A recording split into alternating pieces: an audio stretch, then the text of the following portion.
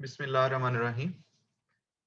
आज का हमारा topic food selection and factors affecting it's acceptance, इसके हवाले से हम बात करेंगे। बेसिकली दो डिफरेंट चीज़ें हैं और ये स्पेशली एज अ इंडिविजुअल भी अगर हम बात करें, जो भी हम खाते पीते हैं और वो डिफरेंट फूड ग्रुप से हम चीज़ें सिलेक्ट करते हैं, तो उनकी सिलेक्शन जो है वो हमने कैसे करनी है, कौन से फैक्टर्स हैं जिनको ज़हन में रखना चाहिए। और इसी तरह स्पेशली अगर कोई डाइट और फूड सर्विस डिपार्टमेंट के अंदर किसी हॉस्पिटल में काम करता है और वहाँ उसका काम फूड की प्रोक्योरमेंट भी है, तो ये उस वक़्त और ज़्यादा इम्पोर्टेंट हो जाता है कि उसने बहुत सारे फूड लोगों के लिए फूड जो है उसको परचेज़ करना होता है, तो उसकी सिलेक्शन जो है ना वो बेहतर होनी चाहिए। तो इसलिए ये दोनों को बेनिफिशियल होगा एज़ अ इंडिविजुअल भी। इसमें हम कुछ फैक्टर्स आपके साथ शेयर करेंगे जिनसे आपको आइडिया होगा कि इनके बाद हमारी सिलेक्शन ऑफ फूड जो है स्पेशली फॉर द परचेजिंग, उसमें किन फैक्टर्स को जो है वो ज़हन में रखना चाहिए। तो these are class agreements and these are study objectives. After this presentation, students will be able to describe factors affecting food selection and its purchase. And especially अगर इसमें हम बात करें तो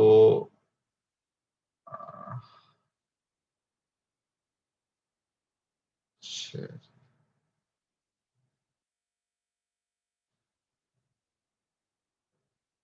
जी, फैक्टर्स की अगर हम बात करें तो इसमें हम 3 तरह की कमोडिटीज़ का ज़िक्र करेंगे। कुछ ऐसी हैं जिनको हम शेल्फ स्टेबल बोलते हैं, जिनकी शेल्फ लाइफ जो है वो ज़्यादा होती है और इनके लिए हम नॉन पेरिशेबल का वर्ड भी यूज़ करते हैं। इसकी ज़्यादातर एग्ज़ाम्पल्स आपको पहले ही पता है जी, wheat, rice, millet, all cereals are shelf stable और ये कई महीनों से लेके कई साल तक इनकी शेल्फ लाइफ होती है। इसी तरह जो हमारी पल्सेस हैं, दाल्स एंड पल्सेस, ये भी शेल्फ स्टेबल हैं और शुगर और जैगरी भी भाई गुड़ को कह लें बेसिकली, इसके लिए इंडो पाक में ये वर्ड यूज़ किया जाता है। तो इन प्रोडक्ट्स की शेल्फ लाइफ ज़्यादा होती है और क्यों होती है और कैसे इसको जो है वो बेहतर किया जा सकता है, इसमें कौन से फैक्टर्स को ज़हन में रखना चाहिए। स्टोरेज की जब बात करेंगे तो वहाँ हम इन चीज़ों को डिस्कस करेंगे। लेकिन जनरल क्राइटेरिया भी सिलेक्शन का हम देखेंगे कि जो सबके ऊपर जो है वो फिट होता है और इसके अलावा कुछ स्पेसिफिक अगर पॉइंट्स हुए तो वो भी आपके साथ शेयर करेंगे। इसी तरह हमारी फूड की एक और कैटेगरी आ जाती है जिसमें हम सेमी पेरिशेबल फूड्स की बात करते हैं। तो सेमी पेरिशेबल फूड्स जो हैं इनकी शेल्फ लाइफ कंपैरेटिवली जो नॉन पेरिशेबल हैं उनसे कह लेंगे कम होगी, लेकिन स्टिल पेरिशेबल कमोडिटीज से इनकी शेल्फ लाइफ जो है वो ज्यादा होती है। मोस्टली ये प्रोसेस्ड फूड है और इसमें डिफरेंट इंग्रेडिएंट्स को यूज किया जाता है। इसमें सीरियल्स और पल्स प्रोडक्ट्स हैं, यानी व्हीट का स्टोरेज जो है वो तो बेसिकली नॉन पेरिशेबल में आ जाता है, लेकिन व्हीट फ्लावर और सेमोलिना, फ्रीना, जर्म और जो भी इसकी आटा, मैदा, इस तरह के जो प्रोडक्ट्स हैं ना वो प्रोसेस फूड की कैटेगरीज में आ जाएंगे। इसी तरह पल्सेस में अगर चिकपी देखा जाए और यहाँ पे चिकपी की आगे जो प्रोडक्ट्स हैं जैसे बेसन वगैरह होता है ग्राउंड फार्म में, तो उनकी जो स्टेबिलिटी है वो कंपैरेटिवली कम होगी। इसी तरह roots and tubers, fats and oils ये इस कैटेगरी में फॉल करते हैं। अच्छा, तीसरा जो हमारे पास जो कैटेगरी आ जाती है वो पेरिशेबल कमोडिटीज आ जाएंगी और पेरिशेबल कमोडिटीज में फ्रूट्स, वेजिटेबल्स, इस तरह की चीजें जो है वो शामिल हैं। तो पहला कंपोनेंट जो हमारा वो फूड की सिलेक्शन के हवाले से है। दूसरा हमारा जो कंपोनेंट है वो इनके स्टोरेज के हवाले से है कि अगर हमने नॉन पेरिशेबल को स्टोर करना है तो उसके लिए क्या कंडीशंस होनी चाहिए। टेम्परेचर और रिलेटिव ह्यूमिडिटी बेसिकली दो फैक्टर्स हैं जिनको हमें ज़हन में रखना चाहिए और इसी तरह सेमी पेरिशेबल फूड्स और पेरिशेबल फूड्स का जिक्र होगा। लास्टली हम देखेंगे कि फूड की एक्सेप्टेंस के अंदर कौन कौन से फैक्टर्स जो है ना वो रोल प्ले करते हैं और ऑफ कोर्स इसमें कलर, टेक्सचर, फ्लेवर और फ्लेवरिंग सब्सटेंसेस जो है ये ज्यादा इंपॉर्टेंट है। तो पहला कंपोनेंट जो है इसको भी हम स्टार्ट करते हैं, factors affecting food selection and its purchase. And in this section we will separately discuss the factors affecting while selecting non-perishable commodities, semi-perishable products and perishable foods.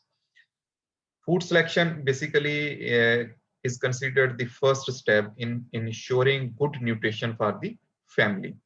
तो मतलब क्या है कि अगर फूड जो है वो पहले ही कह लें कि उसकी न्यूट्रिशनल वैल्यू जो है वो ड्यूरिंग स्टोरेज अगर वो कम हो चुकी होगी तो उसको यूज करने के बावजूद हमें उतना बेनिफिट नहीं मिलेगा। तो अच्छी न्यूट्रिशन जो है उसके लिए अच्छी क्वालिटी की फूड जो है उसकी सिलेक्शन बड़ी इंपॉर्टेंट है।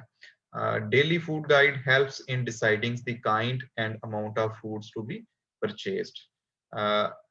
जो फूड सर्विस डिपार्टमेंट है वहाँ पे इंडिविजुअल जो है ना वो एक पूरे साल का प्रोक्योरमेंट प्रोसेस जो है ना उसको प्लान कर लेते हैं और उसमें स्पेशली गाइडलाइंस दे दी जाती हैं कि जो पेरिशेबल कमोडिटीज हैं उनको डेली बेसिस पे खरीदना है और कहाँ से खरीदना है या उनके सप्लायर्स जो हैं वो ढूंढने होंगे ताकि वो उनकी मुसलसल जो फ्राहमी है उसको यकीनी बना सकें। और इसी तरह नॉन पेरिशेबल कमोडिटीज जो हैं चूंकि ये लॉन्ग टर्म के लिए इनको यूटिलाइज करना होगा तो उस हवाले से भी गाइडलाइंस जो हैं वो तरतीब दे दी जाती हैं। तो ultimately these guidelines helps in deciding the kind and the amount to be purchased. Of course perishable commodities हम एक खास लेवल से ज्यादा नहीं खरीद सकते, हम अपनी स्टोरेज कैपेसिटी को देखते हुए उनको खरीदेंगे, ठीक है। और जो स्टेबल प्रोडक्ट्स हैं और जो राउंड द ईयर, ये भी एक फैक्टर मैटर करता है कि फूड स्टफ जो है उसका राउंड द ईयर अवेलेबल है वो या सीजनल है। तो अगर 2-3 महीने का उसका शॉर्ट सा ड्यूरेशन है उसका सीजन, तो फिर ultimately you will have to purchase the bulk and store for the rest of the year. और अगर स्टफ जो राउंड द ईयर अवेलेबल होता है तो फिर उसमें इतनी परेशानी की जरूरत नहीं होती, आप उसको मार्केट से जो वक्तन फवक्तन खरीद सकते हैं। Intelligent selection of food from the basic food groups is based on the knowledge of attributes of high quality foods. How often we purchase food depends on its storage life. ठीक है, जो मैंने आपसे पहले ही बात की है कि जैसे गोश्त है, दूध है, तो इस तरह की चीजें आप पूरे साल के लिए स्टोर नहीं कर सकते, ठीक है। वो इकोनॉमिकली नहीं रहेगा, बेशक आप लो कोल्ड चेन आपके पास अवेलेबल हो, लो स्टोरेज टेम्परेचर की स्टोरेज फैसिलिटीज आपके पास अवेलेबल हैं, लेकिन ये इकोनॉमिकली नहीं रहता। तो अल्टीमेटली आपको शेल्फ लाइफ देखते हुए चीजें जो है ना वो खरीदनी होती हैं।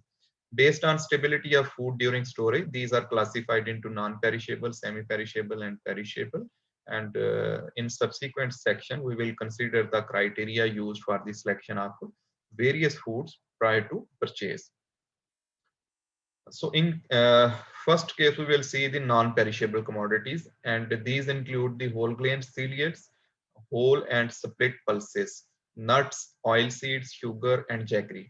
So all these stuff are classified under the category of non-perishable foods. और इनकी मेन पहचान क्या होगी कि they have the extended shelf life, और हो सकता है कि 1 साल, 2 साल, 3 साल तक जो है ना इन प्रोडक्ट्स को आप प्रॉपर अगर आप स्टोरेज कंडीशंस प्रोवाइड करते हैं, आप इंसेक्ट इन्फेस्टेशन और टेम्परेचर और ह्यूमिडिटी की फ्लक्चुएशन को अगर कंट्रोल कर लेते हैं तो आप इनकी शेल्फ लाइफ जो है वो ऑप्टिमम तक रख सकते हैं। सीरियल्स और जो पल्सेज हैं, they supply about 330 to 350 kilo calories per 100 ग्राम। तो मेन जो हमारे लिए सोर्स ऑफ एनर्जी है वो कार्बोहाइड्रेट्स हैं, और कार्बोहाइड्रेट्स की जब हम बात करते हैं तो उसमें सीरियल्स और पल्सेस जो हैं वो टॉप पे आ जाते हैं। तो एनर्जी वाइज तो ये ऑलमोस्ट पैरेलल चलते हैं, 330 to 350 किलो कैलोरीज पर 100 ग्राम के हिसाब से एनर्जी प्रोवाइड करते हैं। लेकिन जब हम प्रोपोर्शन ऑफ न्यूट्रिएंट्स की बात करते हैं, so they have distinction. In case of pulses, we have only 7 to 12% protein.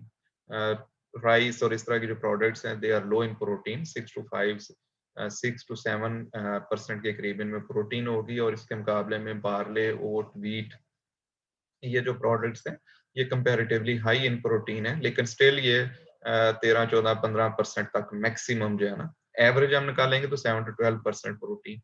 And in case of pulses, they have almost twice the amount of protein as present in cereals.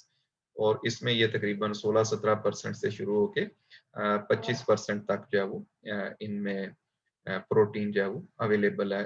कुछ legumes जैसे अगर हम सोया flower की बात करें या soybean की बात करें तो उसमें प्रोटीन ऑलमोस्ट इससे भी डबल क्वांटिटी में एग्जिस्ट करती है। जनरल क्राइटेरिया भी जो हमें देखना चाहिए स्पेशली सीरियल्स और पल्सेस को परचेज करते हुए, और शुगर्स और जैगरी इसमें बेसिकली फॉल नहीं करेंगे, इसलिए इसको एक्सेप्शन कहा गया है। तो इस जनरल क्राइटेरिया में पहली चीज क्या है भाई, whole grain cereals, dal and pulses are selected on the basis of their appearance and variety.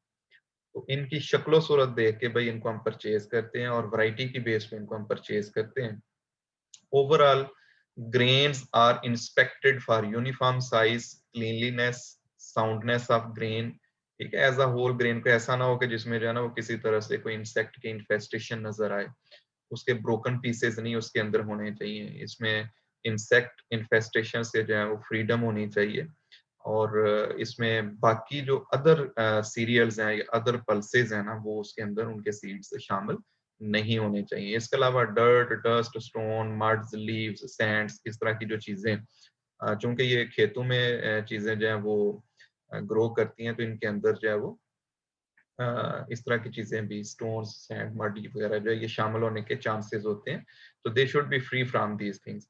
तो सीविंग करके अमूमन इन चीजों को रिमूव कर लिया जाता है। ठीक है, तो ये जर्नल करेक्टरिस्टिक्स हैं कि अगर आपने गंदम, आपके जुम्मे लगा दी जाती है कि आपने फैमिली के लिए जो है वो गंदम खरीदनी है, तो आपको देखना चाहिए कि सारे दाने जो है उनका यूनिफॉर्म साइज है। ठीक है, अगर आप 5-6 जगह पे जो है वो जाके इन चीजों को देखते हैं, तो आपने राइट सप्लायर जो है ना उसको आइडेंटिफाई करना है कि जो आपको ऐसी प्रोडक्ट दे कि जो यूनिफॉर्म इन साइज हो, साफ सुथरी हो, उसमें बाकी किसी और फसल के दाने जो है वो शामिल नहीं होने चाहिए, और ऑफ कोर्स उसमें मिट्टी या स्टोन्स या पत्ते वगैरह और टहनियां जो है इस तरह की चीजें शामिल नहीं होनी चाहिए।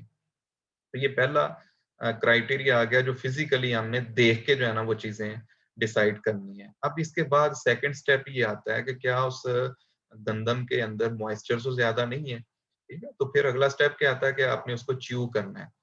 सो grains can be chewed to detect the texture and flavour. ठीक है, अगर भाई जरा कंपैरेटिवली हार्ड होगा तो इट मींस दाना जो है वो बड़ा साउंड है, और अगर अंदर दाना जो है वो हॉलो फॉर्म में एग्जिस्ट करता है, सॉफ्ट फॉर्म में एग्जिस्ट करता है, तो उसका टेक्सचर इंडिकेट कर देता है कि भाई इसके अंदर को प्रॉब्लम शुरू हो चुकी है, कोई इंसेक्ट इन्फेस्टेशन जो है ना वो इसमें हो चुकी है ऑलरेडी, जिसकी वजह से ये कर्नल जो है ना वो सॉफ्ट फॉर्म में आ चुका है।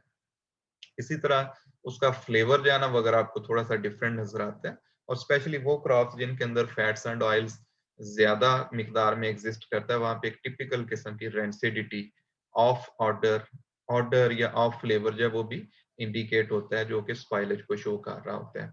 नट्स और ऑयल सीड्स को भी परचेज करते वक्त इन चीजों को देखना चाहिए।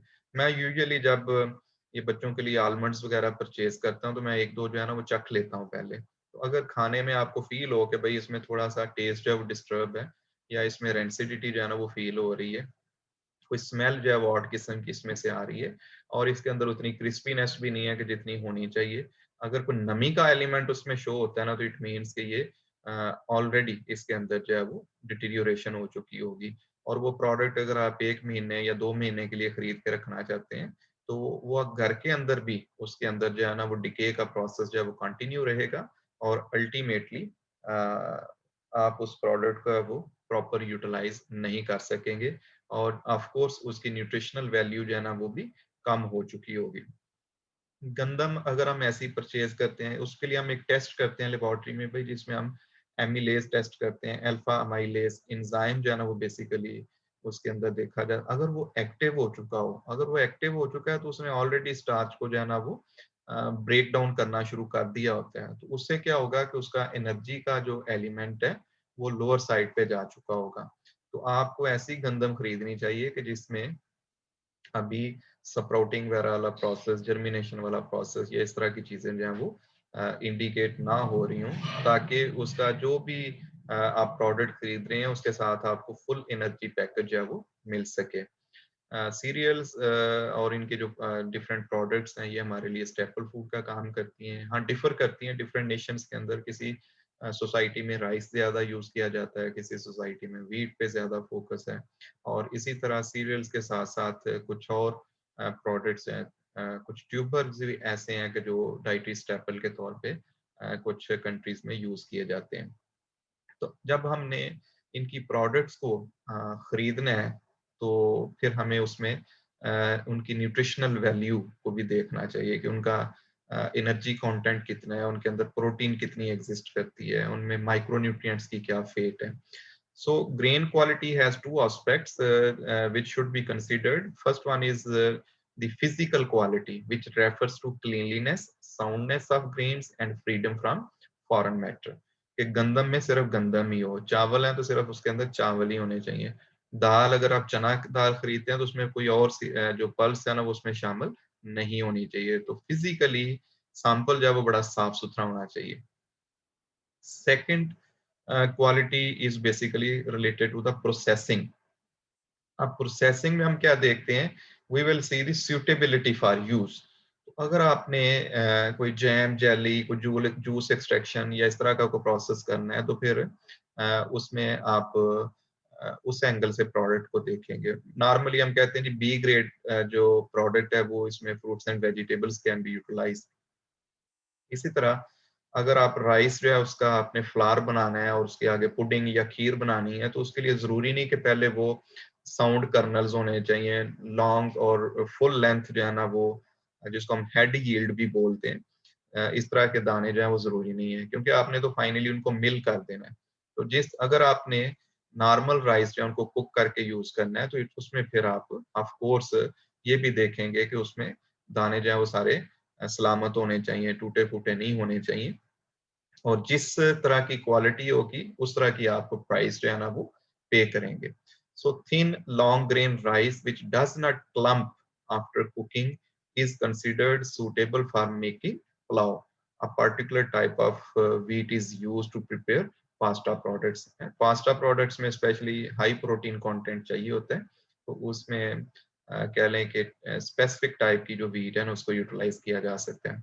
तो लकीली हमारे इंस्टीट्यूट में सीरियल्स के ऊपर काफ़ी काम हो चुका है और हमारे पास डाटा अवेलेबल है कि कौन सा जो व्हीट वैरायटी है वो बेकरी प्रोडक्ट्स के लिए सूटेबल है या वो नॉर्मल जो हम चपाती मेकिंग या नान मेकिंग या इस तरह के जो एंड यूज क्वालिटी है उसके हवाले से हमने व्हीट को डिफरेंट क्लासिफिकेशंस में जो एग्जिस्टिंग वैरायटीज हैं उनको हमने डिवाइड किया हुआ है. इसी तरह राइस को हम ब्रॉडली लॉन्ग ग्रेन और कोर्स फाइन और कोर्स कल्टीवर्स में डिवाइड करते हैं और नॉर्मली जो फाइन कल्टीवर्स हैं जो कि लॉन्ग ग्रेन राइस होता है और मोस्टली इसमें भी आगे हम देखें तो एरोमेटिक और नॉन एरोमेटिक वैरायटीज आ जाती हैं. तो अगर आपने चावल पका के खाने हैं तो फिर आप एरोमेटिक और लॉन्ग ग्रेन को प्रेफर करेंगे. और अगर आपने कोई पुडिंग बनानी है या खीर या इस तरह का तो पाउडरस मटेरियल में कन्वर्ट करना है तो फिर आप जो कोर्स वैरायटीज हैं और ब्रोकन राइस हैं उनको भी यूटिलाइज कर सकते हैं. फिर राइस का एक और मेथड है जिसमें हम पार बॉइल्ड राइस जिसको बोलते हैं और लोकल लैंग्वेज में इसको सेला चावल कहते हैं. तो अगर आपने मीठे चावल बनाने हो तो नॉर्मली जो कह लें कि लोग कुकिंग में इन्वॉल्व हैं वो सेला राइस जो है या पार बॉइल्ड राइस जो है उसको प्रेफर करते हैं.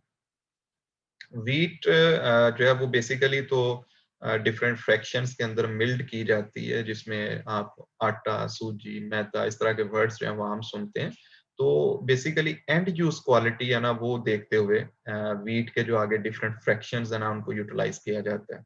नॉर्मली जो घरों में हम रोटी खाते हैं उसमें हम कहते हैं होल व्हीट फ्लावर होना चाहिए, ठीक है, यानी गंदम में से आपने कोई चीज नहीं निकालनी, ठीक है. एज सच उसको ग्राइंड करके फाइन पाउडर में कन्वर्ट कर लेना है और उसको फिर आपने अनलीवन्ड ब्रेड जिसको हम चपाती, रोटी, पराठा इस पर्पसेस के लिए यूज कर सकते हैं.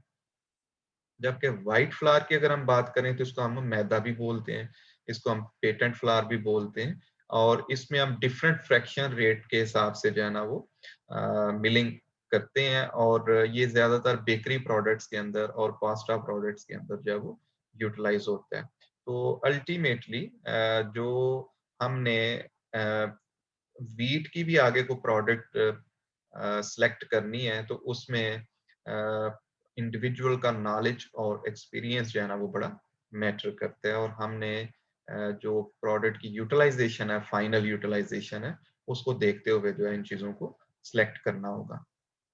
अब हम राइस की बात करते हैं. राइस जो है ये भी भाई हमें 2-3 वेरिएंट्स इसके अवेलेबल हैं. नॉर्मली तो जो व्हाइट राइस और ब्राउन राइस का आपने नाम सुना होगा और व्हाइट राइस ब्राउन राइस के साथ साथ पार बॉइल्ड राइस जो है ना वो भी जिसको मैंने सेला चावल का नाम दिया, वो भी मार्केट में अवेलेबल है। तो पाकिस्तान जो है ये अल्हम्दुलिल्लाह राइस का बड़ा अच्छा प्रोड्यूसर है और एरोमेटिक वैरायटीज के अंदर ग्लोबली इसका जो है वो नाम है। राइस के लिए हमारा एक खास एरिया है जिसमें कॉलर बेल्ट उसको बोलते हैं, और इसमें गुजरांवाला, नारोवाल, सियालकोट, गुजरात, इस तरह के इलाके जो है ना, इन एरियाज में जो राइस प्रोड्यूस होता है वो कह लें कि क्वालिटी में भी बहुत सुपीरियर है, और इसके साथ साथ जब उसको कुक करते हैं तो उसमें एक टिपिकल किस्म की फ्रेगनेंस जो है वो भी फील होती है। तो अब मैं थोड़ा सा आपको इन्फॉर्म करना चाहता हूँ आपके नॉलेज के लिए। पंजाब फूड अथॉरिटी जो है वो एक कह लें कि पंजाब प्योर फूड रूल्स के अंडर जो है वो काम कर रही है, जिसकी लेटेस्ट रिवीजन जो है वो गालबन 2018 में की गई है।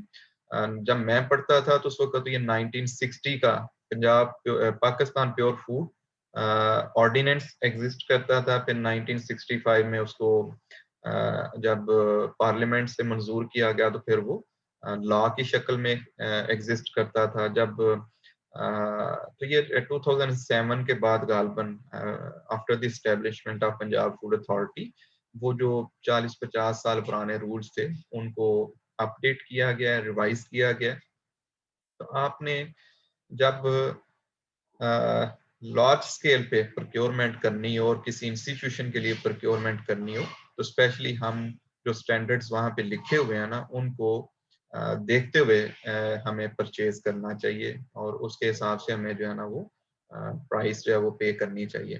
तो वीट के वाले से स्पेशली जो हमें जिक्र मिलता है कि ये सैंपल जो है ना वो बड़ा नीट एंड क्लीन होना चाहिए, होलसम होना चाहिए, और इसमें इंसेक्ट डैमेज्ड ग्रेन्स जो है ना वो मैक्सिमम ये 1.5% तक जो है ना वो एक्सेप्टेबल है, इससे ज्यादा नहीं होने चाहिए।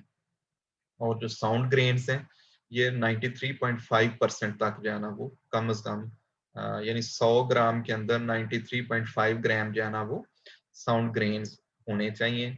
और इसमें foreign matter not more than 1.5%। अब फॉरेन मैटर में ऑर्गेनिक और इनऑर्गेनिक दोनों किस्म के मटेरियल्स आ जाते हैं, और इसमें स्पेशली सीड्स जो है ना फ्रॉम अदर ग्रेन्स।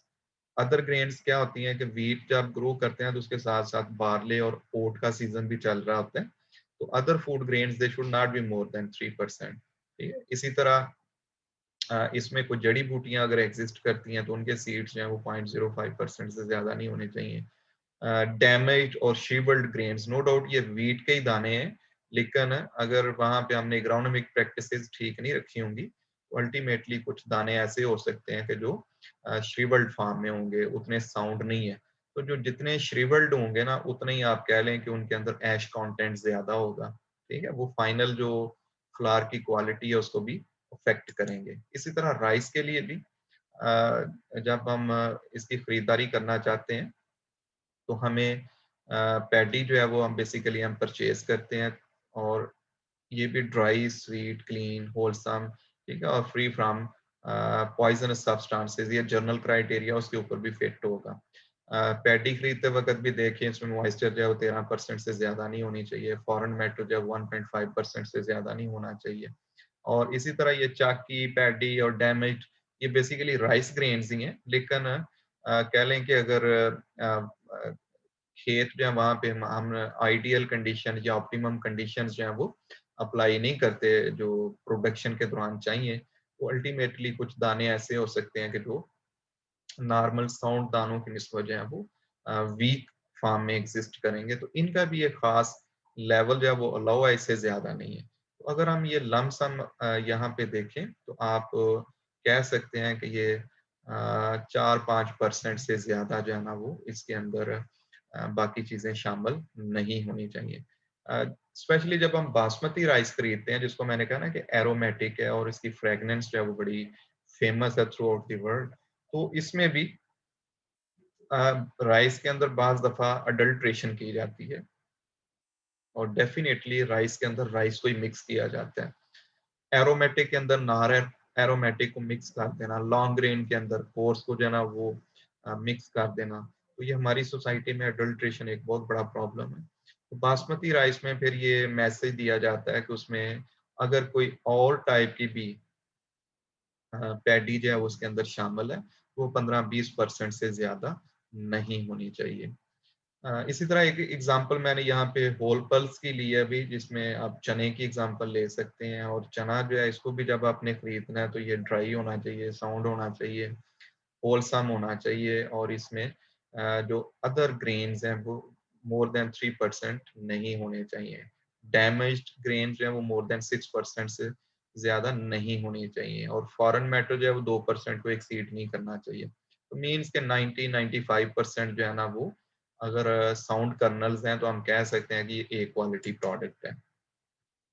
इसी तरह इसी चिकपी को स्प्लिट किया जाता है, तो फिर उससे डी हस्किंग यानी इसकी जो बाहर वाला ब्रांड पोर्शन है उसको रिमूव करने के बाद इसकी दाल बनाई जाती है। तो दाल जो है उसके ऊपर भी सेम करैक्टर्स जो है ना वो फिट होंगे, ठीक है। इसमें भी 2% से ज्यादा फॉरेन मैटर नहीं होना चाहिए, अदर ग्रेन्स भी 2% से ज्यादा नहीं होने चाहिए, और दाल के ऐसे दाने के जो डैमेज नजर आ रहे हैं या जिनके ऊपर कोई इंसेक्ट की इन्फेस्टेशन नजर आती है, they should not be more than 4%. So overall 95%, 96% sound जो है ना वो स्प्लिटेड फार्म में सीड्स हैं, वो अगर आपको नजर आते हैं तो आप ए क्वालिटी एज्यूम करते हुए उसकी प्राइस जो है वो पे कर सकते हैं।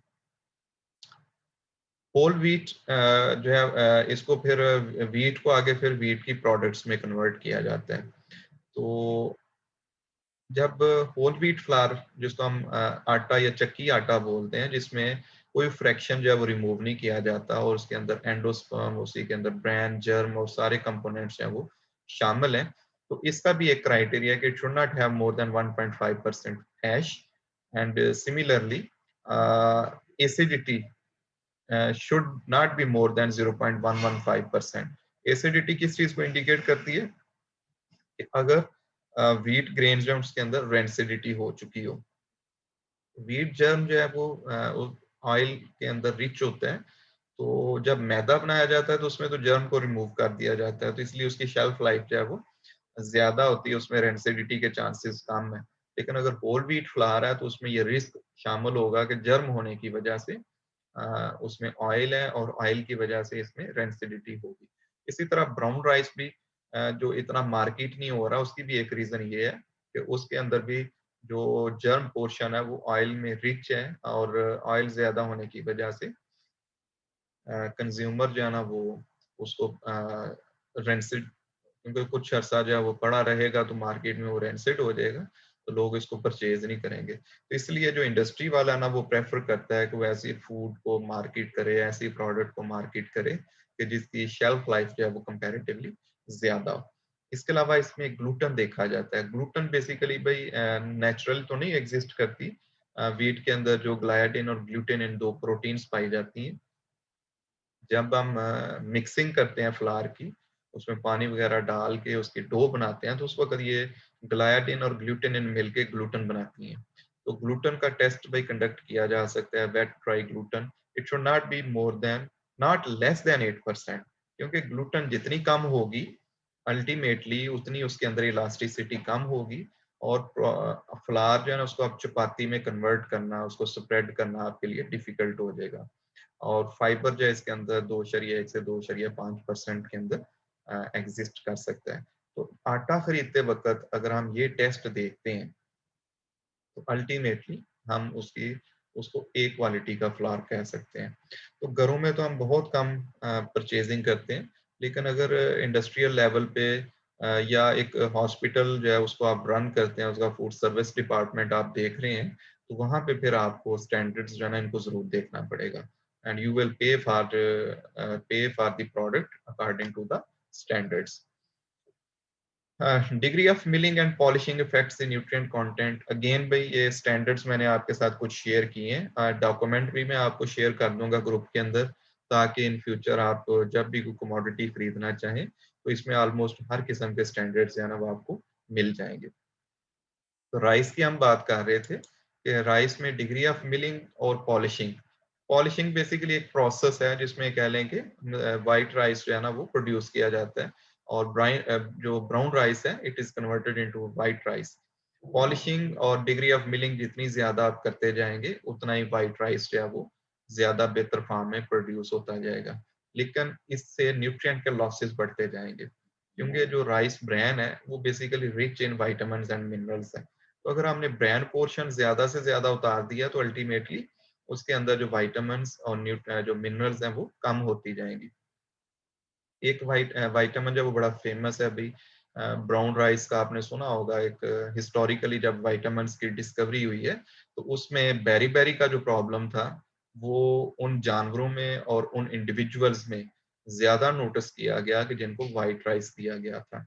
और बाद में जब एक्सपेरिमेंट्स ऐसे किए गए कि जिनमें ब्रैन जो है वो दोबारा शामिल किया गया या ब्राउन राइस जो है उसको यूज किया गया, तो वो बेरी के प्रॉब्लम जो है वो फिर कम रिपोर्ट हुए हैं। तो अल्टीमेटली हम इसमें कह सकते हैं कि जब हम जितना ज्यादा वाइट राइस यूज करेंगे उतना ही कह लें कि उसमें न्यूट्रिएंट्स के जो है वो अ, कमी जो है वो एग्जिस्ट करेगी।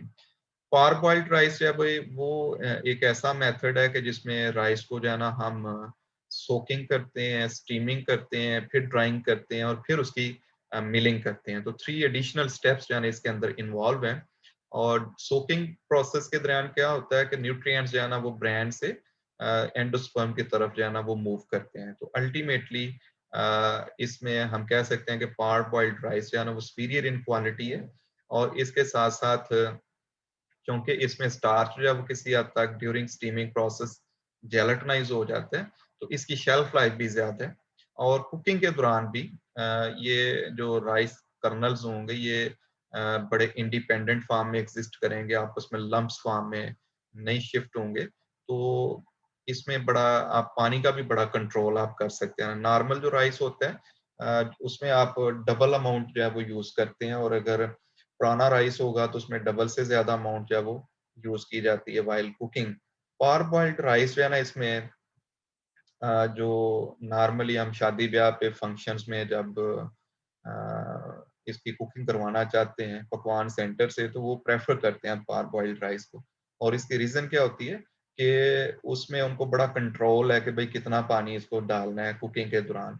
जबकि जो नॉर्मल अगर हम उनको राइस दे देंगे तो उनको चूंकि पता नहीं है कि भाई ये कितना जो है वो पुराना है या नया है, तो इस हवाले से दे आर डाउटफुल कि इसकी शायद कुकिंग प्रॉपर ना हो सके। राइस में एजिंग एक ऐसा प्रोसेस है, एजिंग जो है ना उसकी वजह से राइस के अंदर डिजायरेबल कैरेक्टर्स आ जाते हैं। तो जितना राइस पुराना होगा, एज्ड होगा, उसकी जो प्राइस है वो कंपैरेटिवली ज्यादा होगी। So selection of rice, either white rice, brown rice, or parboiled rice, it depends upon its intended use, and as well as if you are interested to purchase long, short, or medium rice, coarse or fine rice, so it also depends upon the price. तो जितना भाई आपके पास price है उसके हिसाब से आप quality की प्रोडक्ट जो है वो परचेज कर लेते हैं। तो नॉर्मली जो टेबल यूज है, नॉर्मल जो घरों में राइस हम कुक करना चाहते हैं उसमें लॉन्ग ग्रेन वराइटीज और मीडियम ग्रेन वराइटीज को प्रेफर किया जाता है, एरोमेटिक वराइटीज को प्रेफर किया जाता है। और अगर आप rice based products like pudding और पफ्ड राइस और इस तरह की चीजें बनाना चाहते हैं, फिर शॉर्ट या कोर्स वराइटीज जो है ना वो इसके लिए ज्यादा इकोनॉमिकल होंगी। पाकिस्तानी इंडिविजुअल्स जो हैं वो ऐसे राइस को यूज करना पसंद करते हैं कि जो अ, आप सेग्रीगेट फार्म में कुकिंग के बाद जो है वो नजर आए। एजिंग जो है ना इसके थ्रू ये प्रॉपर्टी जो है उसको डेवलप किया जा सकता है। तो इसका मतलब ये है कि अगर कोई बंदा राइस को स्टोर कर ले, 1 या 2 साल पुराना जो राइस होगा उसके अंदर ये नेचुरल एबिलिटी आ जाएगी कि जब हम उनको कुक करेंगे वो आपस में स्टिक नहीं करेंगे। कुकिंग में नॉर्मली जो हम पानी ऐड करते हैं भाई, नॉर्मल राइस के अंदर जो इसी साल की फसल होगी उसमें ऑलमोस्ट डबल अमाउंट क्वांटिटी के हिसाब से जब वो पानी डाला जाता है। यानी 1 गिलास चावल है तो उसमें 2 गिलास पानी होना चाहिए। लेकिन अगर राइस पुराना है तो फिर उसमें कंपैरेटिवली 2 से ज्यादा ग्लास जो है वो पानी ऐड करना पड़ेगा for the same quantity. So it is difficult to जज the extent to which rice has aged by its appearance, as no visual criteria of aging has been established to guide the consumer।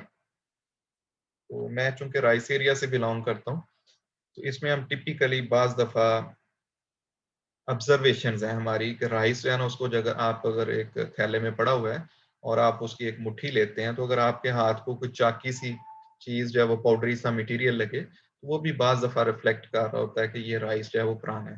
लेकिन unfortunately जो लोग adulteration करते हैं वो बाज़ दफ़ा rice को मिल करके पाउडर बना के वो नए चावलों में मिक्स कर देते हैं और ये भी हम फिर उसमें फेल हो जाते हैं उसको डिस्टिंक्शन करने में।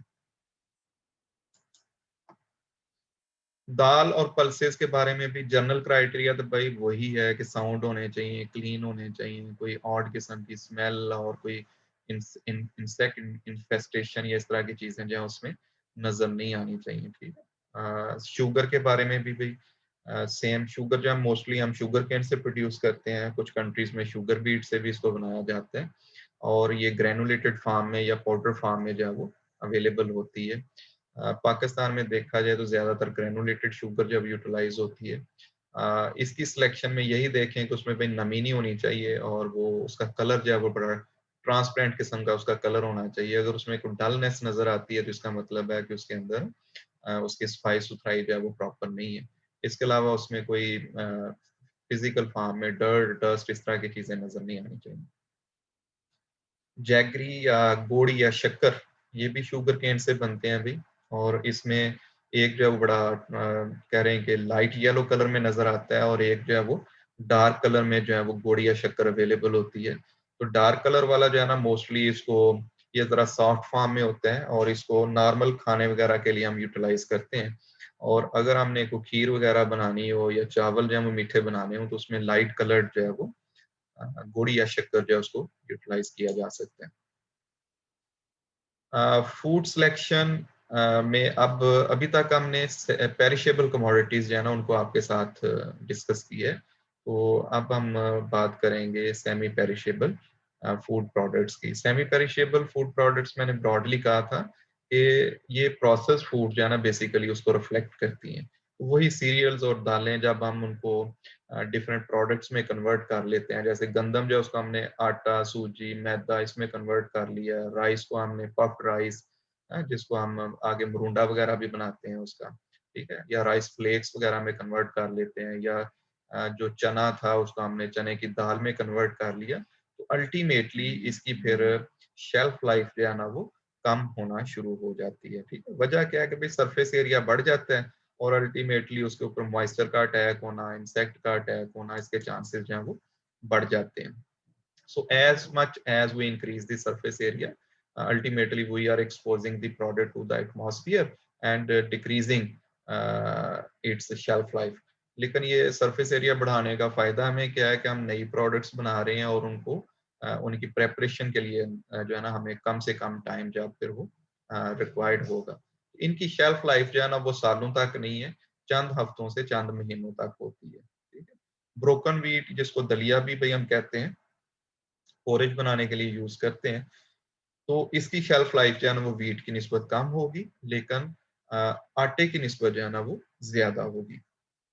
इसके अलावा इसमें आपको किसी किस्म की जो है ना वो मोल्डी ऑर्डर फ्लेवर या उसके अंदर सावर टेस्ट वगैरह नहीं आना चाहिए। ये चीज वो इंडिकेट करती है कि ये ऑलरेडी स्पॉइल हो चुकी है। सेमोलिना सूजी वगैरह जो है ये भी आप हलवा वगैरह बनाने के लिए यूटिलाइज करते हैं। इसके अलावा इंडिया में देखें तो और भी बहुत सारी डिशेस जो है ना वो इससे बनती हैं। तो इसको भी सिलेक्ट करते वक्त यही देखना चाहिए कि यूनिफॉर्मिटी ऑफ साइज हो, freedom from oxidised and mouldy odour, और ग्रिट और bran portion it should not be included. Maida जो है भाई ये white finely extracted wheat flour को हम बोलते हैं और इसमें ब्रांड वगैरह नहीं होनी चाहिए। और इसके अलावा इसकी शेल्फ लाइफ जो है वो कंपैरेटिवली